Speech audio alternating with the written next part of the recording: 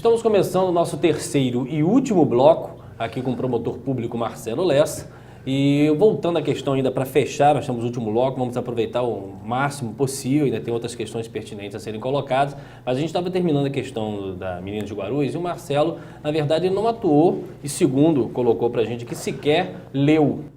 Foi engraçado quando a gente terminou, parece que fez um suspenso, que eu ia comentar alguma coisa, mas lamento frustrar, eu optei por não ler o inquérito. E fez uma colocação aqui que ele vai apenas pormenorizá-la, que é a questão, o ato da prática sexual em si, né, e é o gosto de cada um, em si ela não implica uma penalidade. A questão que se discute é a questão da utilização da pedofilia, a prática de sexo com menores, né? Não é isso, Marcelo, que você estava colocando com a gente aqui? Só para a gente fechar aquele raciocínio. Então, os autos voltaram para cá, para a promotoria natural, que é a segunda promotoria. Por acaso, eu estava cobrindo as férias da promotora Renata e optei, no último dia, no dia 28, achei que era melhor para o Ministério Público, sobretudo depois de tanto que cresceu, até que ponto não sabe se é uma lenda ou não, por conta dessa demora que a gente não tem como negar em ter solucionado, que a promotora natural, que é a titular, desse a solução. Até porque a gente não sabe qual é o conteúdo que tem ali, até que ponto, e aí a gente entra nessa sua colocação, até que ponto nós temos ali apurada a prática de infrações penais, realmente. A pedofilia é absolutamente repugnante, sem dúvida nenhuma, e se há indícios disso, é claro que os responsáveis têm que ser punidos, ou se o que se tem ali é mais lenda do que fato. Algumas pessoas não vão acreditar, né? Exatamente, algumas pessoas não vão acreditar no que eu vou falar, mas a partir do momento que decidi que não deveria, exatamente para poder preservar o promotor natural e para que a titular resolvesse decidir, a partir do momento que decidi que eu não deveria apreciá-lo, eu não tive por que lê-lo e não li, né? Porque aí seria curiosidade. Não interessa saber só por curiosidade. Decidindo que eu não iria atuar, preferia não fazer, eu optei por não lê-lo. Então, apesar de a gente ter feito uma espécie de suspenso do bloco anterior, eu não tenho a menor ideia do conteúdo da investigação. Falando genericamente o que você falou, e isso deixa realmente essa investigação numa grande delicadeza. A gente tem que distinguir se algumas pessoas simplesmente têm a preferência pelo sexo grupal profissional, que é um problema de cada um, isso não é infração penal, ou se nesse contexto há a presença de menores, sobretudo quando constrangidas a participar. Aliás, nem precisa, porque o estupro de vulnerável, na realidade, nem precisa. Na verdade, não é possível manter relações com pessoa menor de 14 anos, ainda que ela queira, entre aspas, que para a lei penal não é relevante essa vontade, é o chamado estupro de vulnerável. Isso é uma coisa, isso é infração penal, isso caracteriza a pedofilia. O sexo continua livre, então, né, Marcelo? Eventualmente tem que ser reprimido. Agora, o simples fato de alguém gostar de fazer sexo profissional, isso é um problema do cara que gosta da mulher dele e de ninguém mais, né? Tem gente que gosta de bacanal, tem gente que acabei falando, tem gente que gosta de casa de swing. É um problema de cada um faça o que bem entender. Isso por si só não é infração penal. Então, é preciso que você tenha esse discernimento, que se tenha essa preocupação, que não se exponha, faça esse divisor de águas e que, por conta disso, não se exponha quem eventualmente tenha sido mencionado, de repente, nesse contexto amplo, pelo fato de gostar de garota de programa e ter alguém que agencia e ser cliente de alguém. Então, tem que ter muito cuidado. Eu preciso que o foco seja no crime, que é a questão da exploração de menores, e não na amplitude em que esse assunto está inserido. Para que não seja usado até para difamar. Exatamente, que é uma questão, antes de tudo, cultural. Afinal de contas, estamos falando da profissão mais antiga de que se tem notícia, né? Marcelo, outra questão aqui, eu tomei o cuidado até de pegar aqui uma colinha para fazer esse questionamento a você, porque é uma área que eu não domino muito bem, que é uma questão de área de saúde, mas já foi protocolado no Ministério Público, né, um pedido de investigação referente às questões que envolvem a Unacom. A Unacom é a unidade de alta complexidade em oncologia, no tratamento de câncer. E, logicamente, que lá existe uma série de pormenores que não cabe aqui diretamente colocar, mas um ponto importante, só para ilustrar a resposta do Marcelo, uma dúvida que tem, a Unacom é sediado dentro do Hospital Álvaro Alvim. e não possui o nome de Unacom, quando deveria. Possui o nome de Oncocentro. Então, o Oncocentro, segundo, é uma entidade privada, mas goza de regalias que são inerentes a um hospital-escola.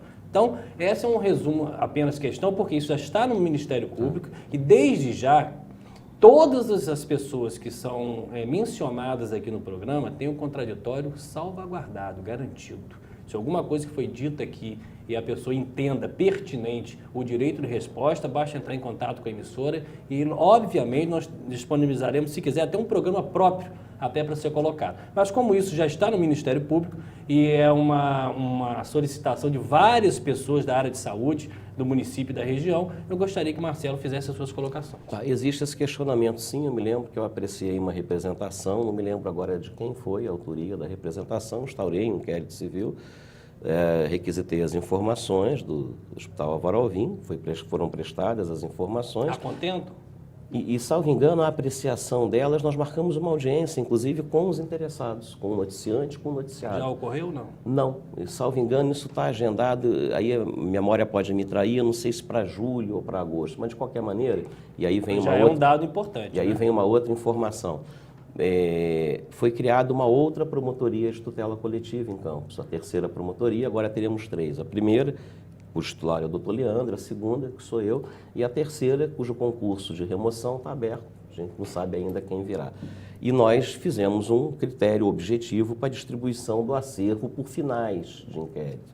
Esse, salvo engano, foi redistribuído à terceira promotoria. Que no caso ainda não tem promotor. Que provavelmente é quem vai decidi-lo. Né? Mas essa audiência que você mencionou, já você está que estará marcada. presidindo? Eu não sei se até lá já estará o titular lotado ou não, né? Porque as coisas continuam, não há solução de continuidade. O que está marcado continua marcado, independente de quem seja o promotor que vá fazer o que está marcado.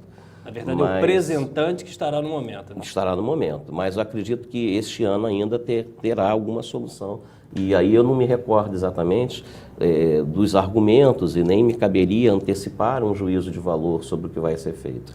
Mas esse ano, certamente, alguma resposta terá. Então, só dando um resumo para a satisfação do telespectador, a princípio, em julho, nós teremos uma audiência... Eu não me lembro se em julho ou agosto. Mas é uma coisa interna dentro do Ministério Público, sim, né? Dentro do Ministério Público, noticiante, noticiado, no caso Unacom e o Oncocentro, já vai ter um posicionamento ou em junho ou em julho, então ou neste mês ou no mês seguinte. Se vai ser com o promotor Marcelo Lessa, vai depender da chegada ou não de um novo promotor para uma terceira setorial do Ministério Público que vai ter aqui no município de Campos. Isso está marcado, realmente. Se eu me lembro que quem instaurou o inquérito foi eu. Foi você. Perfeito. Marcelo, outra questão importante também, nós estamos vivendo em Campos um índice cada vez maior, um índice alarmante do consumo de drogas. Isso é um problemão, isso me preocupa muito. E o crack, por ter um efeito praticamente que imediato e muito rápido, faz com que esse consumo cada vez seja maior e a degradação física e psíquica dos nossos munícipes está cada vez maior. E isso não escolhe classe social, uma coisa para deixar muito bem claro com relação a isso. E você, Marcelo, a gente acompanha, tem um trabalho também focado nisso. Qual a leitura que você faz da chegada do crack no município de Campos do Goytacazes? As poucas vezes que eu fico em exercício, em órgão criminal, isso já me chamou a atenção pelo volume de apreensões de crack, que eu acho que hoje até já ganhou da maconha. Impressionante, o volume de apreensão de crack. E eu não tenho notícia de nós já termos em Campos as cracolândias em ruas públicas, né? O que talvez seja pior, porque aí o problema não se explicita, não se coloca aos olhos das autoridades e da população e acaba ficando interno, né, intramuros, acaba ficando dentro das famílias que, evidente, não terão condições de sozinha dar uma resposta adequada e devem vir procurar o poder público para ter um suporte para o tratamento. A gente vê em São Paulo, no Rio de Janeiro, programas de internação involuntária desses dependentes, o que eu sou absolutamente favorável às internações involuntárias desses dependentes, porque o nível de dependência do crack não lhes dá condições de autodiscernimento. E tem uma questão de segurança da própria família, né? E a saúde é um bem jurídico indisponível, o direito à vida, né?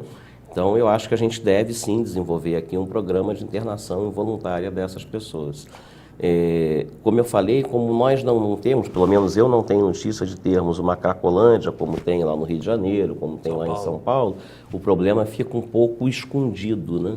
Mas é importante que se traga realmente à tona e as famílias que passem esse drama. O crack no Rio até é menor que São Paulo, porque o próprio tráfico não permite muito, por causa do vício muito rápido. Porque, na verdade, o consumidor ele não é um consumidor de muito tempo, né? Ele não tem vida longa, infelizmente. Mas eu aproveito o seu canal para dizer para as famílias que vivam esse drama, primeiro que não tenham vergonha, pode acontecer com qualquer um, né? E muito pelo contrário, eu acredito que ela vai ser tratada com toda a compreensão por parte das autoridades que forem procuradas, tragam o problema para que a gente possa tentar juntos encontrar uma solução. E deixem a vergonha de lado. Na verdade, o dependente de drogas é uma pessoa que precisa realmente de ajuda e tratamento. Não há por que se envergonhar disso. Assim como o alcoólatra. Claro. Né? Não há por que se envergonhar disso. E como nós não temos, repito, a visibilidade do problema, e se não nos for trazido, a gente acaba não tendo como saber o que se passa dentro da casa das pessoas. Outra questão também, que a gente está aproveitando esse último bloco, é a questão referente à violência doméstica, né? E a Lei Maria da Penha, né, que foi em homenagem a uma das mulheres agredidas, ela tem evoluído a ponto de já existir julgados em que os homens também agredidos estão se valendo da Lei Maria da Penha. Marcelo também tem um trabalho dentro dessa questão, eu tive a oportunidade de pesquisar, eu gostaria que ele fizesse uma leitura da objetividade, se ela realmente está sendo válida, e dessa possível inserção também do sexo masculino se valendo da própria legislação. Quando a Lei Maria da Penha foi sancionada, na época nós tínhamos o nosso mestrado aqui na Faculdade de Direito, e eu participei de um grupo de estudo que resultou no primeiro trabalho acadêmico profundo sobre a lei, um trabalho publicado em vários canais, em que eu fui o relator, foi um grupo de estudos, e acabei levando crédito por ele, o que me levou também a viajar Brasil afora, participando de eventos sobre a Lei Maria da Penha. E o que eu notei nesses anos todos de vigência da lei é que se ela não foi mais eficaz, e aí eu faço uma crítica, uma autocrítica, inclusive, se a Lei Maria da Penha não obteve resultados de maior eficácia, é porque ela despertou muita má vontade dos operadores do direito, diretamente, juízes e promotores. Não é muito pelo machismo também, da caracterização da mulher? Eu acho que não. Briga de homem e mulher não se mete a colher, naquele ditado antigo? Isso era uma questão cultural que me parece que já mudou. Essa questão cultural me parece que já mudou, essa questão. E eu posso falar isso porque não é uma crítica, não estou mencionando nenhuma pessoa, não estou falando o fulano de tal, o juiz fulano, o promotor fulano. Falando da classe de um modo geral, magistrados e membros do Ministério Público, e uma boa parte da doutrina, e também fazendo uma crítica acadêmica, já que eu tenho o privilégio de transitar nos dois terrenos, recebeu com muito má vontade a Lei Maria da Penha, de uma forma incompreensível, inclusive, né?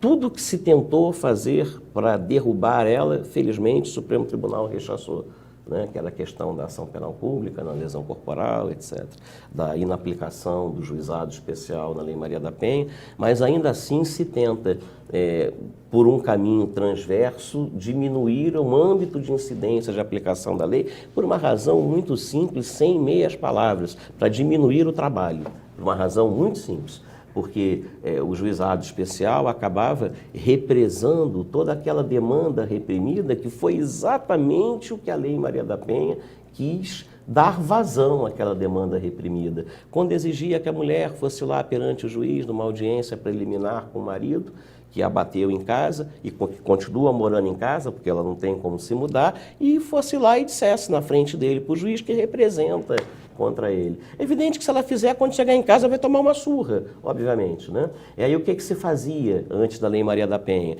A mulher não ia à audiência, e não ia à audiência, os colegas entendiam que isso equivalia à renúncia ao direito de representação. Desculpem, quem entendia assim é porque não queria trabalhar. Obviamente, queria ter um procedimento a menos, né?